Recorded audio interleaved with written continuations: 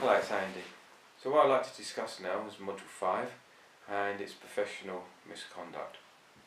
And it's a very important subject to cover because I am saying to you to go off and do case studies, so I am saying to you to interact healing with other people. It's important that it's done professionally. Even though you're not charging for it, it doesn't mean that you won't be accountable for anything that you do wrong. So with professional misconduct, if there is something that happens inappropriately, and it's happened in the past where a therapist has interfered with a client on a sexual basis, when it went to court, the judge treated that therapist in the same way as they would treat a medical doctor. The expectations and professionalism that was expected was at the same level. So if a GP or any doctor interfered with you, you would expect them to go to jail. If they did it inappropriately and sexually, you would expect them to be punished and go to jail. The courts will treat you in the same way. So it's really important that you protect yourself from that aspect. One, you don't do it, of course, obvious. But the other thing is, if you're working with children, the children may have their eyes shut and have healing.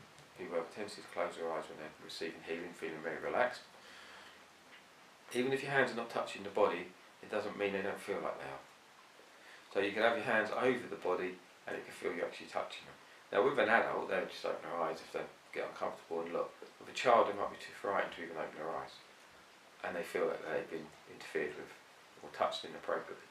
It's important to have an adult there. Another adult that can just to keep an eye on things. A lot of doctors do it now. They'll have the parent there if they do an examination. You've got to go in with that same attitude, wanting that same level of protection.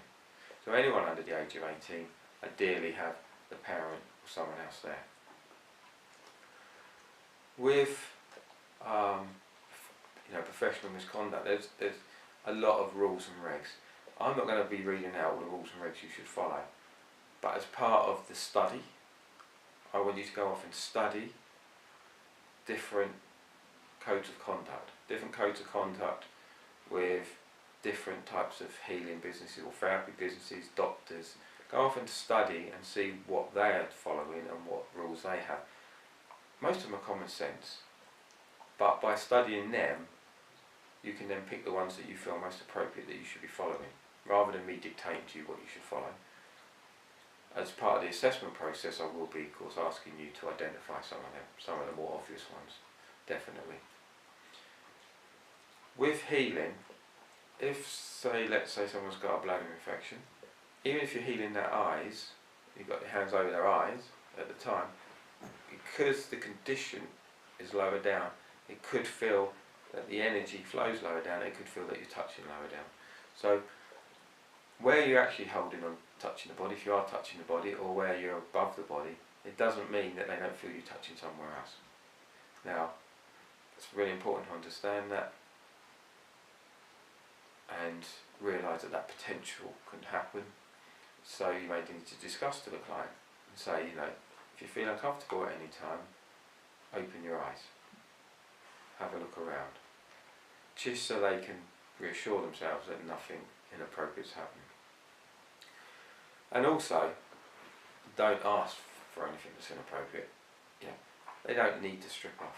Now if you're doing a massage on the back and you've got a massage of skin, of course they have. But again, it's protecting their privacy.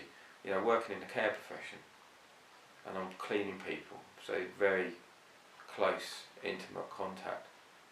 You do it in a way that minimises that uncomfortable. They still feel a bit uncomfortable sometimes. They do. You can feel that with them. You uncover them, they try and cover themselves up, but you've got to uncover them to be able to clean them. But you have to talk to them, you have to communicate with them, you have to explain what you're doing. You don't go somewhere and start pulling them about until you ask them if you can move them, or ask them to try and move themselves. It's about this communication, it's about taking the time to do it, not rushing it. And even though you're having such close contact with people, you've got to put yourself in their position. How would you want to be treated? how would you want to be dealt with? If you was incontinent, how would you want to be clean? You want to be clean, you don't want to be sore and blistered, but it's just understanding that. And of course, I suppose me as a man going into a world where there's lots of women that, you know, are requiring bathing and washing and cleaning, it's important for me to recognise when they definitely don't want me as a male doing it, but it's also important that I do it in a way that doesn't make them feel uncomfortable. You know, if I don't need to look, I don't look. You know, if someone else is cleaning them, I don't need to look, do I? Not unless they're not going to clean them properly. But I don't need to look, you know. So you just look away. You just try and make that person feel as comfortable as you can. So if someone does get undressed for a complimentary therapy, you don't have to be there watching them undress. And you don't have to be there watching them get dressed. And even if you're in the room when they get dressed, you don't have to be looking at them at the time while you're having a conversation even. So it's really understanding and giving people that privacy. It's a bit like, you know, when people put their PIN numbers in, you know, we look away. We don't want to look at the PIN number. Why do we want to look at that PIN number? We don't want to make them feel that we're going to rob them, you know, or encroach on their private space. So just to be aware of that. But go off and study other professional conducts. You know, the medical profession, doctors, nurses, they all have a massive list of different rules and regs. And it's good for you to go off and study them and look at which ones are appropriate, which ones you should be following, rather than me dictating or telling you what you should and shouldn't be doing. You go off and study the assessment process. You will have to answer questions on this subject, and you will be given scenarios, and so it's important that you're very much aware of it. And remember, anything inappropriate, when it goes to court, the police will treat you in the same way they would treat your general practitioner. They won't think, oh, she's just a complimentary therapist, oh, it's expected. None of that. You take someone out on a date and something's done inappropriately, it's very hard to get that prosecution. For that person to get that prosecution is very hard. But if you're doing a therapy and you turn around and said, oh yes, but I was doing her massage, but she wanted me to do this or she wanted me to do that, and if she says she didn't, then they're going to believe her. It's completely different. It's again, even if you have a relationship with one of your clients, it'll be like a teacher having a relationship with one of their pupils or whatever. It's not acceptable in that sense. You know, if you've got a client and you start falling for that client, they need to stop being the client. And maybe stop being a client for a little bit before you have that relationship, because they will be seen as vulnerable. In the eyes of the court, if someone's coming to you for a treatment and you're giving them a treatment, they will see that person as vulnerable and you as the power base. And that if you then use that power base inappropriately for any of your personal gains or satisfaction, they are going to penalise you for that. So just go off and study. Have a look at different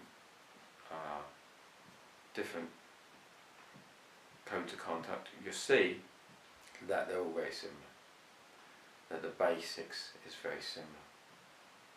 And again, if you hear a therapist interfering with people, what would you report it to?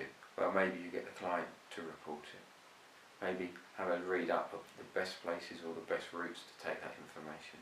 Because again, you know, we want to protect the public from other therapists that are not being appropriate. Thank you very much.